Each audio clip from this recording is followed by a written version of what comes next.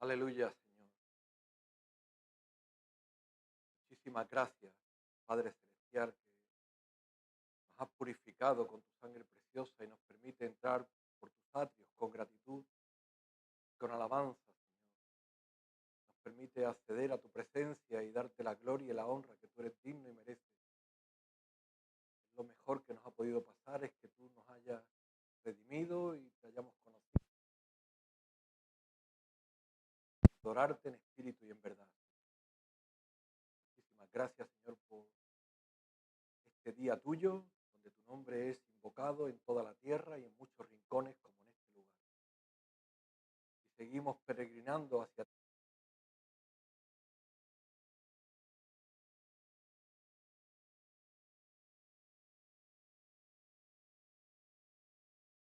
toda nuestra arma, Señor, como tú sabes que necesitamos. Por eso oramos y rogamos en el nombre de Jesús. Amén. En el libro de Hechos de los Apóstoles, capítulo, encontramos uno de los lugares donde el apóstol San Pablo, junto con Timoteo, Lucas, llegaron. Capítulo 17 de Hechos de los Apóstoles. También se le llama Hechos del Espíritu Santo, pues son aventuras que están narradas que parecen o son experiencias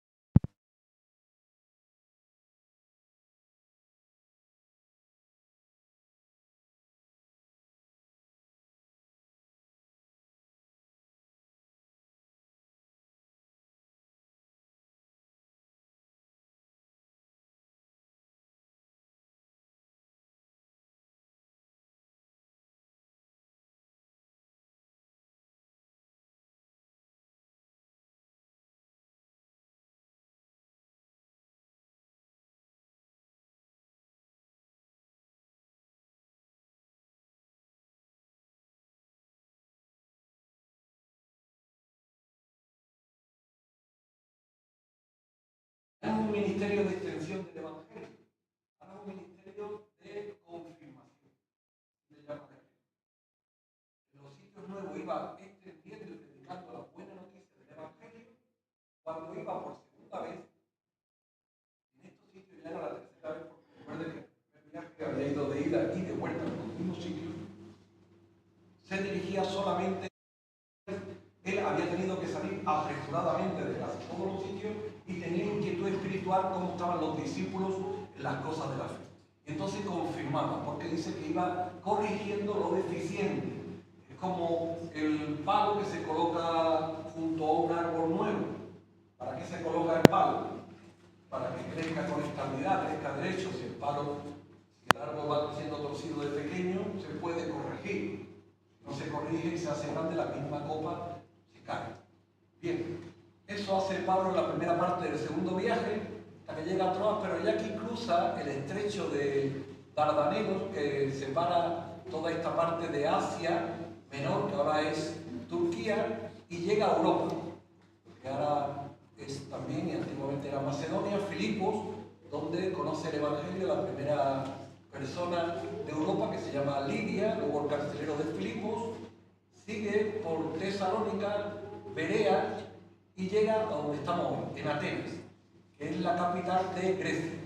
Luego va a Corintio, Éfeso, y hace un viaje atajando por el mar hasta Cesarea y hacia Jerusalén, porque quería estar en Pentecostés, quería estar en esa época ya por Israel para celebrar la fiesta de Pentecostés. Bueno, entonces hemos visto Atenas y nos sirve de referencia porque el tercer va a recorrer prácticamente muchos de estos sitios y algunos nuevos, como Éfeso y otros más adelante. Cuando llega a Atenas, como cuando fue a otros lugares, aquí habla de que él primero se dirigía a la sinagoga. Siempre iba a la sinagoga. En primer lugar, predicaba el Evangelio a las ovejas perdidas de la casa de Israel. Dios ha tenido un trato especial con su pueblo, Israel, quien él fundó para gloria suya, y primero le daba la oportunidad de oír el Evangelio en las sinagogas, donde él ponía abiertamente las Escrituras, señalando cuán necesario era que el Mesías se hiciese persona y fuese nuestro glorioso Salvador. Los judíos estaban esperando un Mesías y Pablo les iba anunciando que ya ese Mesías había venido y que había vivido en Israel y que había enseñado las cosas del reino de Dios y que había cumplido todo lo que las profecías decían de él. Pero para los judíos era un verdadero disparate cuando escuchaban que Dios había hecho hombre. ¿Cómo el Dios de la gloria se va a hacer hombre? Eso para ellos era un disparate. No lo entendían. Y mucho menos cuando decían, pues si esto parece disparate, cuando entendáis que no solamente se hizo hombre, sino que Él se humilló haciéndose siervo y se humilló más poniendo su vida en la muerte, una muerte ignominiosa como la muerte de la cruz. Eso para la mayoría de judíos era insoportable y generalmente le expulsaban de la sinagoga la segunda o tercera semana en la que él ministraba. Y entonces Pablo se dirigía a los gentiles, anunciando la de que Dios mismo iba a ser nuestro Salvador y que era necesario que Dios mismo fuera persona como nosotros. Para ser nuestro Salvador tenía que ser igual. A nosotros no nos podía redimir un ángel, no nos podía redimir un animal. Es absurdo. Pero yo no le puedo decir al juez que está aquí detrás y le va a castigar a 17 años y dice, mire usted, que mi castigo lo va a pagar un gato. Absurdo. Tiene que pagarlo alguien, que tengo que pagar yo, o alguien en lugar mío, como fue Jesús. Por eso Él se humilló para ser nuestro glorioso Redentor. Y era necesario que padeciera mucho.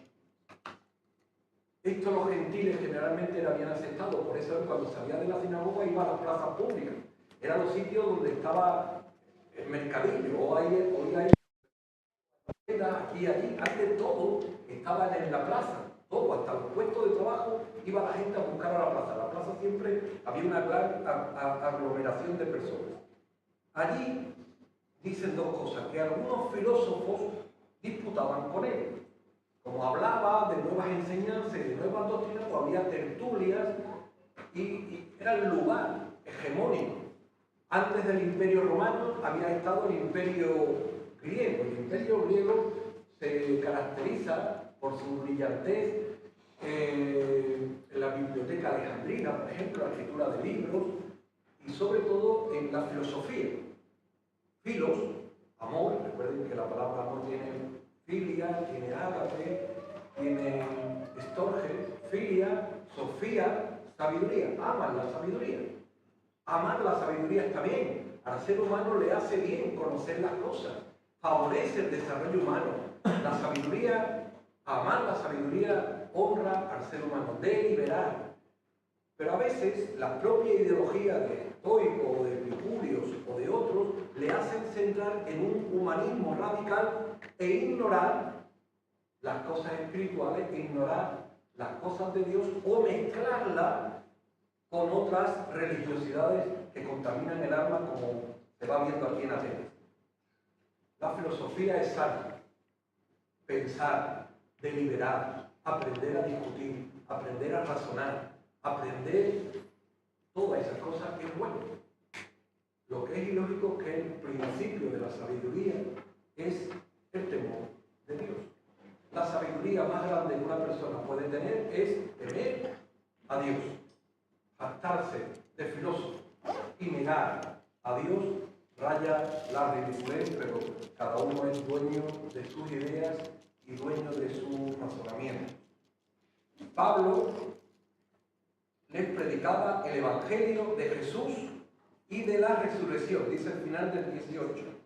Les predicaba el Evangelio de Jesús y de la resurrección. Una persona llena del Espíritu Santo, un ministerio impulsado por el Espíritu Santo, presenta a Jesús. Habla de Jesús. Hoy nosotros hablamos de Jesús. Mucha gente cree en Jesús, muchísima gente. Diríamos que mayoritariamente la humanidad, si le preguntásemos a mucha gente, oye, ¿tú crees en Cristóbal Colón? Claro, yo creo en Cristóbal Colón. Y además nos daría detalles aquí en Huelva de cosas que hizo el almirante. A lo mejor la China es menos conocida. Bueno, tampoco va a ignorar porque buscan un dato rápidamente por internet y lo localizan. Pero si preguntásemos mayoritariamente en el mundo si conocen a Jesús de Nazaret, la mayoría de la humanidad le va a decir que sí. De hecho, la mayoría de la humanidad ha consensuado que es el personaje histórico más importante en la historia de la humanidad, hasta el punto que los años se cuentan antes de Cristo o después de Cristo. Hace 2025 años que él nació aquí en la tierra. ¿Qué ocurre? Que la mayoría de las personas creen que existió, sí, pero creen que existió como una persona más. Si quiere, una persona importante, como un religioso, como un profeta, con el que se cometió la gran injusticia de matarlo. Pero no lo ven como Dios con nosotros.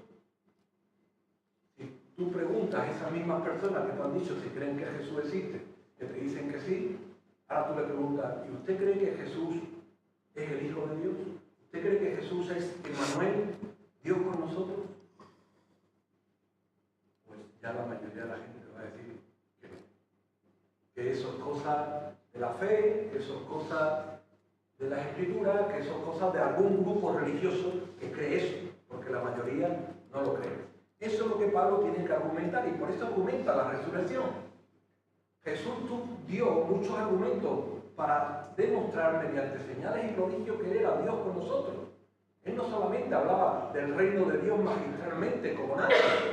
Los profetas también hablaban del reino de Dios porque Dios se lo decía. Él hizo evidencias palpables, visibles, notorias, para que mucha gente se diera cuenta que aquella persona no era una persona cualquiera, Era Dios con nosotros. Y si Dios está con nosotros, ¿quién contra nosotros? Que si Dios ha descendido, como sabían los judíos que Dios había descendido para hablar con su siervo Moisés y ser capaz de rescatarlo con su mano poderosa de Egipto, Dios también iba a descender para rescatarlo del mayor mal que tiene la humanidad, que es la prisión de oscuridad del pecado. Ellos esperaban que le liberase del imperio romano, pero Pablo argumenta, no ha venido como un rey político, no ha venido a ser sustituto de César, ha venido a ser sustituto de cada uno de nosotros, ocupando el lugar que nosotros merecíamos en la cruz del Calvario, liberarnos de las ataduras de impiedad, librarnos de las prisiones de oscuridad, librarnos de la condenación eterna. Y para eso Él resucitó. Dios vista a los ciegos, hizo oír a los sordos, curó a los leprosos, levantó a los paralíticos. Señales claramente mesiánicas para la nación de Israel.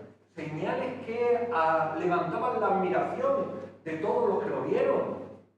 Es más, después de la multiplicación de los panes y de los peces, dijeron, este verdaderamente es el Mesías. Y se fueron para coronarlo rey. Y Jesús, al percatarse, se botó, se fue. Él no quería ser un rey político, un rey humano. Él quería ser el rey. Y lo era de rey, el Señor de nuestro corazón. Pero para eso tuvo que ser coronado de espinas. Para eso tuvo que llevar un manto de culto. Para eso tuvo que ser azotado por látigos. Para eso tuvo que ser humillado hasta el suelo. Para ganar y cautivar nuestra alma y nuestro corazón. Y que le podamos amar tanto como Él nos ha amado antes. Que le podamos reflejar un poquito de lo mucho que Él nos ha dado a cada uno. Porque eso es lo que más gloria y honra le da. Tomándole el versículo 19, le trajeron al Areópago, diciendo, ¿podremos saber qué es esta nueva enseñanza de que hablas? ¿Puedes traer a nuestros oídos cosas extrañas? Pues trae. Queremos pues saber qué quiere decir esto, porque todos los atenienses y todos los extranjeros residentes allí en ninguna otra cosa se interesaban, sino en decir o en oír algo nuevo. Fíjense dos detalles. Él estaba en la plaza, Atenas, pocos como Huelva, un puerto de mar, que tiene su lugar llano, en las plazas donde Pablo predicaba, el lugar llano.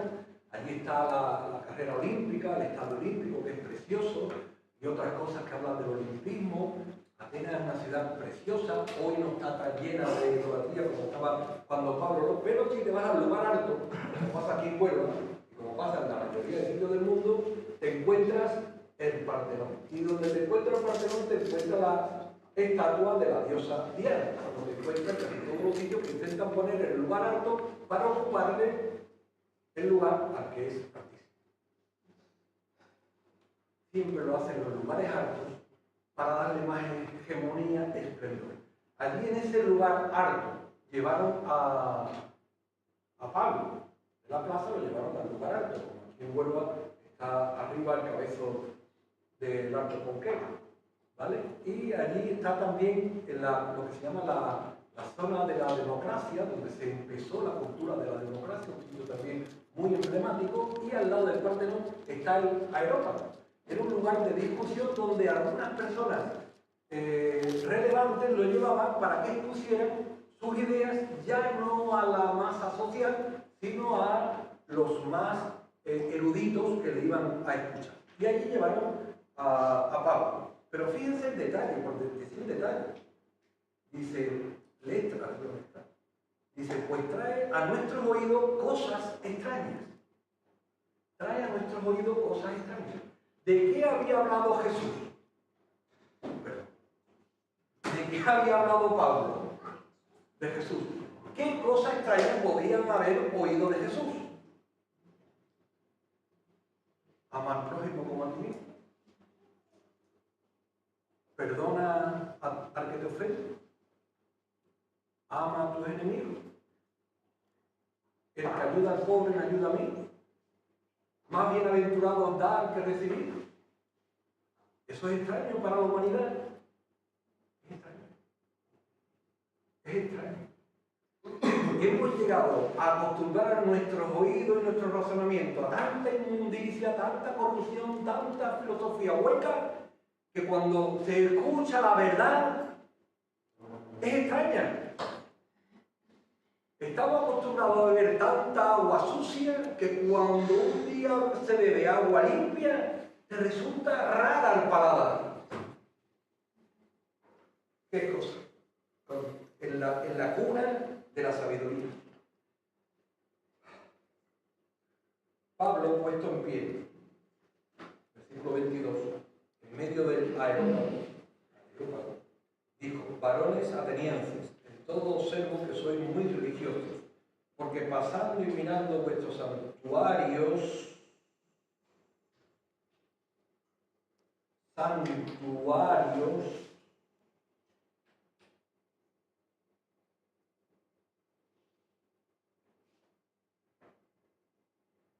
paciencia tiene que tener el Señor, que es santo, santo, santo. El que inventó un santuario para vivir en medio de su pueblo, con un lugar santo y un lugar santísimo. Y ahora todas las huestes de maldad, usando a torpes y necias criaturas, como era servidor hasta por 20 años, llena la tierra de santuarios donde no se honra ni se da gloria al santo, sino que se ponen estatuas, ídolos, ocupando el lugar que corresponde y la honra que ocupa el diablo. Que el Señor nos reprenda en todo eso. Todo esto te daré si postrado.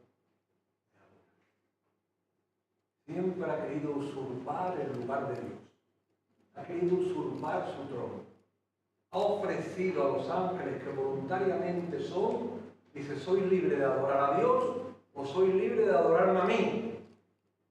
Muchos ángeles decidieron libremente seguir adorando a Dios.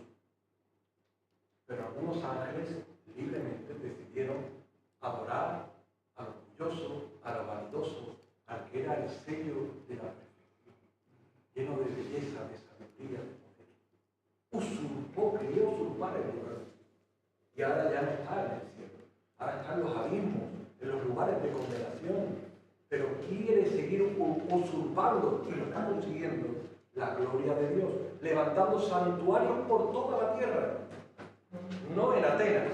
Ustedes van aquí a Huelva, al lugar más alto, os vais a encontrar un santuario. Pero si vais desde África, América, Asia, Europa, Oceanía, a cualquier lugar donde vayáis, nos van a encontrar santuarios llenos de ídolos, de religiones que equivocan a la gente, que confunden a las almas, que pierden y destruyen las almas. Pero es que además le dan contentamiento a la persona. El alma tiene sed. Y cuando no bebe del agua viva, le das otra agua que además le complace a su carne y a sus apetitos carnales, encima se sienten contentos. Van hacia el abismo.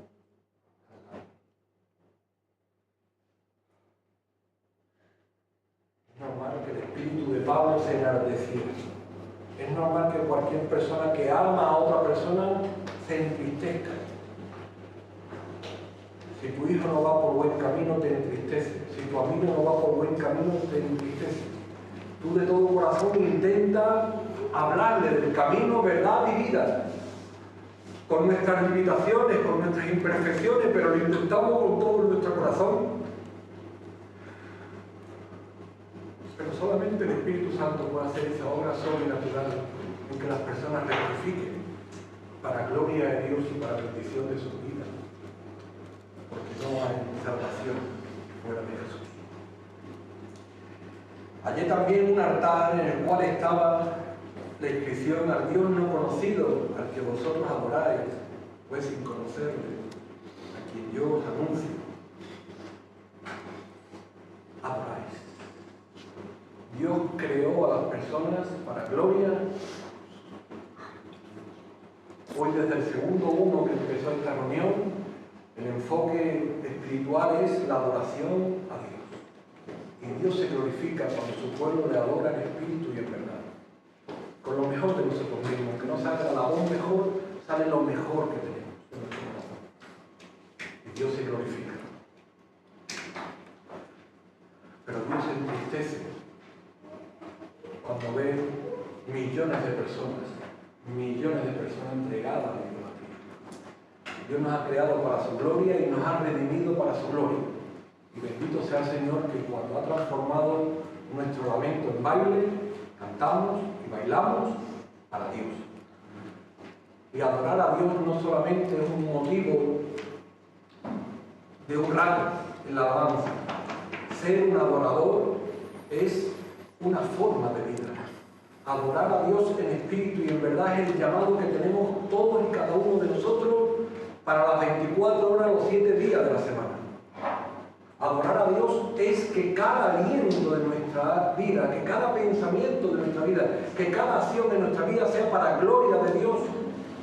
Sea que estemos dando testimonio de Él, sea que estemos apretando tuercas como un mecánico, sea que estemos limpiando nuestra casa, hacerlo para gloria de Dios es hacerlo en su nombre, en su espíritu, para honrarle a Él y glorificarle a Él. Y por supuesto también tener tiempos específicos de alabanza, que es parte de la adoración. Pero nuestra vida es adorar a Dios. Estamos llamados para hacer un altar vivo de adoración. No somos máquinas, gloria a Dios. No somos animales, gloria a Dios. Somos personas, personas creadas para vivir con olor fragante como un perfume que a sus pies le honra y le glorifica. Nos gustaría ser como aquella mujer que regó con sus lágrimas los cabellos de Jesús. Tenemos una oportunidad. Cada vez que servimos al otro, cada vez que honramos al Señor con nuestras acciones, estamos adorándole en espíritu y en verdad. Ahora llega un texto precioso, precioso. Versículo 24. El Dios que hizo el mundo y todas las cosas que en él hay, siendo Señor del cielo y de la tierra, no habita en templos hechos por manos humanas, ni es honrado por manos de hombres como si necesitase de algo, pues Él es quien da a todos vida y aliento y todas las cosas. El Dios que hizo el mundo y todas las cosas que en él hay, siendo Señor del cielo y de la tierra. Gerardo, Salmo 8, los cielos y el firmamento anuncian la obra de sus manos. Toda la tierra, todos los cielos dan gloria a Dios. El firmamento anuncia la obra y los cielos cuentan la gloria de Dios. ¿Quién puede entender las galaxias, las constelaciones? Todo eso está en las manos de aquel que es el alfa y la omega, el principio y el fin. Él trasciende a todo eso. No podemos empaquetar a Dios en un diosito, en un templo, en un lugar, en un sitio, en una religión. Dios es Dios. Trasciende a todo, es glorioso sobre todas las cosas. Ha hecho las cosas para llamar la atención de cómo es Él. En sabiduría, en belleza, en justicia, en benevolencia, en humildad. Algo que a los que le va bien les suele salir el orgullo, pero Él, siendo manso y humilde, quería que fuéramos como niños para entender las cosas de Dios. Dice, lo que no entienden los doctores de la ley, entienden los niños, mansos y humildes. Fíjense la señal que pone, la concordancia, es la única cita que pone en todo el testimonio del ministerio en Atenas con respecto al Antiguo Testamento. Observa la cita que pone una A y abajo nos lleva a Isaías 42. Vamos a buscar, por favor, Isaías 42. ¿A quién le suena de qué habla Isaías 42? El primer cántico del siervo de Jehová. Isaías habla 4 veces, 4 cánticos del siervo sufriente de Jehová. Del 1 al 4 fueron expuestos por nuestro Señor Jesucristo en Mateo 12. He aquí mi siervo, yo le sostendré, mi escogido, en quien mi alma tiene contentamiento. He puesto sobre él mi espíritu. Él traerá justicia a las naciones. Él traerá justicia a las naciones. El Evangelio es para todo el mundo, para todas las personas. Allí en Mateo dice a los gentiles, gente, las naciones, los gentiles. No gritará ni alzará su voz, ni la hará oír en las calles. No quebrará la caña cascada, ni apagará el pablo con meares.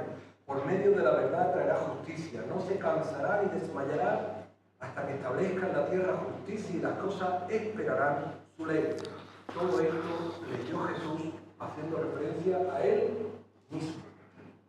Y ahora el apóstol San Pablo lee los versículos 5 y 6.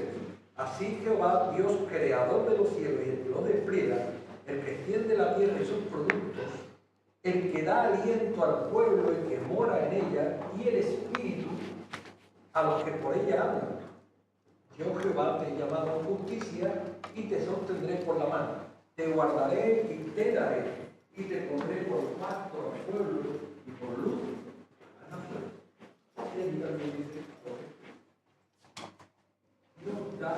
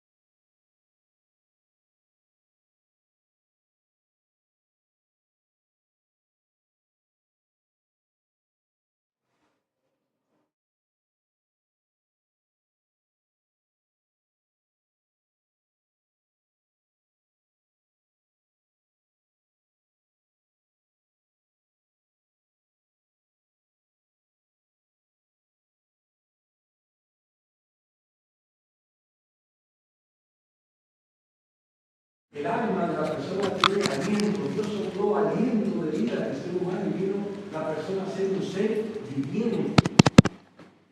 Los animales también tienen alma para latir unos días, pero las personas tenemos aliento de Dios para vivir eternamente. No somos máquinas, decíamos todos, somos personas con un cuerpo físico, con un alma espiritual para tener trascendencia, para tener una vida eterna.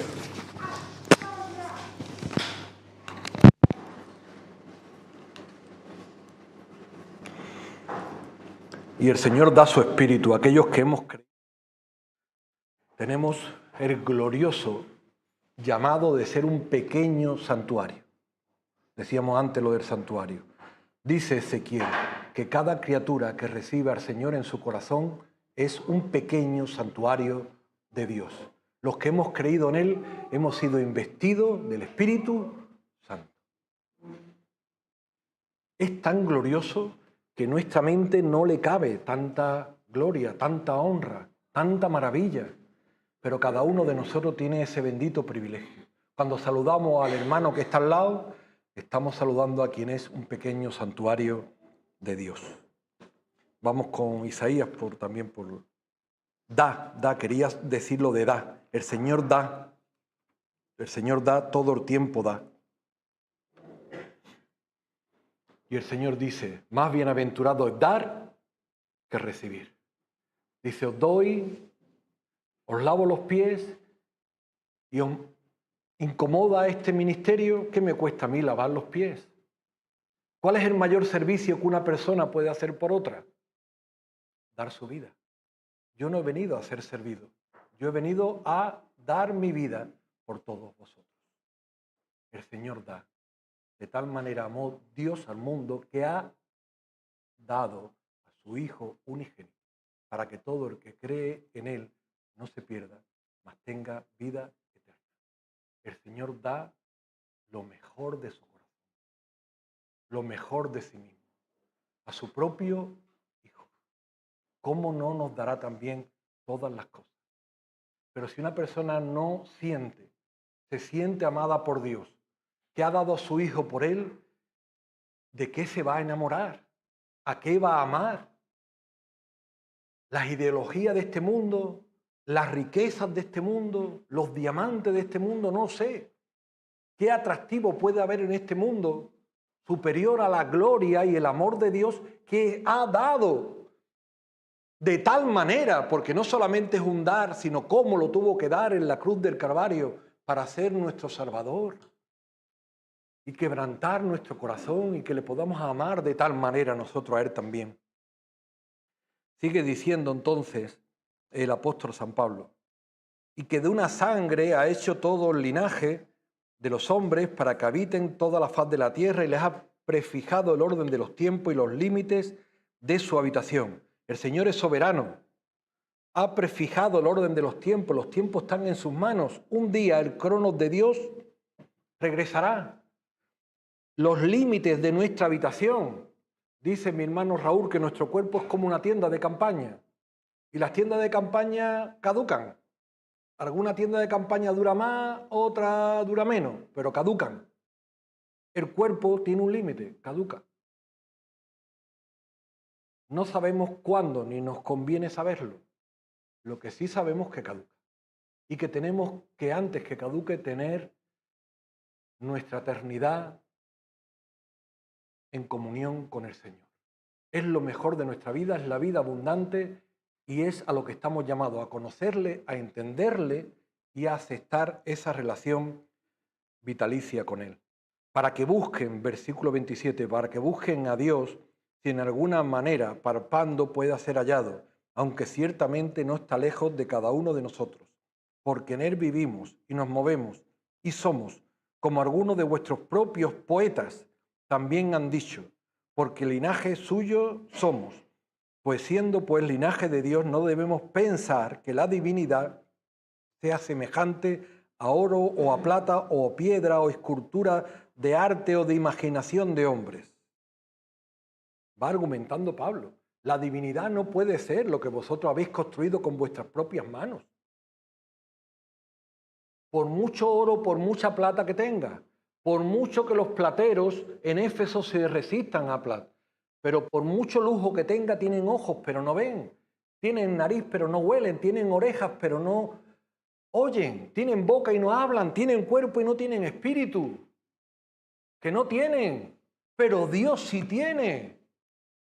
No vayamos. ¿Cómo vamos a cambiar una fuente de agua viva por una cisterna rota? ¿Cómo ir a buscar agua a una fuente que está seca? Es locura, es insensatez. Y Dios, por medio de su Espíritu, está llamando a todas las criaturas que busquen la fuente de agua viva, busquen a Dios, porque en alguna manera todo el que le busca le encuentra. No entiende las cosas de Dios, se comprende. No comprende las cosas de Dios, es casi lógico, en medio de la vorágine de este mundo que se opone a Dios. Pero póstrate en tu cuarto a solas, búscale de todo corazón, que Dios se manifestará. Porque todo el que le busca, le halla. Dios no juega al escondite con nadie. Dios está deseando abrazarte. Dios extendió los brazos en la cruz para abrazarte a ti. No te vayas sin Él. No te vayas de este mundo sin Él. Porque te vas a encontrar al enemigo de Él. Toda una eternidad separado de Dios. ¡Qué locura! Dios no lo quiere para nadie. Nosotros no lo queremos para nadie. Busca a Dios y le encontrarás. En Jesús le encontrarás. Pero Dios, habiendo pasado por harto los tiempos de esta ignorancia, ahora manda a todos los hombres y en todo lugar que se arrepientan, por cuanto ha establecido un día en el que juzgará al mundo con justicia por aquel varón a quien designó, dando fe a todos con haberle levantado de los muertos. de todos los argumentos que iba el apóstol San Pablo hablando de Jesús, llegó a decir por segunda vez, ya lo había dicho antes en la plaza, pero ahora lo está diciendo en el Areópago, este varón de dolores, este siervo sufriente, este que fue coronado de espinas, este que abrió sus brazos y dijo, Padre, perdónalos porque no saben lo que hacen, murió y fue sepultado. Pero la muerte no le pudo retener. Porque él vino a enfrentarse a la muerte cara a cara. Oh muerte, yo seré tu muerte. Él tuvo que morir para destruir al que tenía el imperio de la muerte. Esto es el diablo. Pero la muerte no le pudo retener y a los 3 días él resucitó.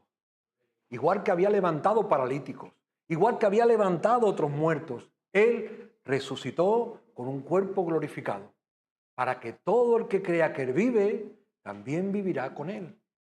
Esa es nuestra bendita fe, esa es nuestra bendita esperanza, esa es nuestra bendita gloria, estar con él, vivir en él. En Cristo vivimos, nos movemos y somos. Fuera de Cristo la vida es insulsa, es desesperanzada, es triste, es apática, es ansiosa, es insegura. En realidad no es ni vida. La Escritura a eso le llama muerte espiritual. Pero Dios no quiere que sigas muerto espiritualmente. Dios quiere que igual que Él fue levantado de los muertos y resucitó, tú también tengas la oportunidad de levantarte al ser bautizado, morir a la vida vieja y resucitar a una vida nueva en Cristo Jesús. Y tener una novedad de vida, una esperanza nueva, un camino nuevo, una vida nueva en Cristo Jesús. Bendito y glorioso mensaje. En la cuna de la sabiduría, cuando escucharon que Jesús había resucitado de los muertos, ¿qué pensáis? ¿Que empezaron a aplaudir? ¿Qué pensáis? ¿Que se llenaron de admiración?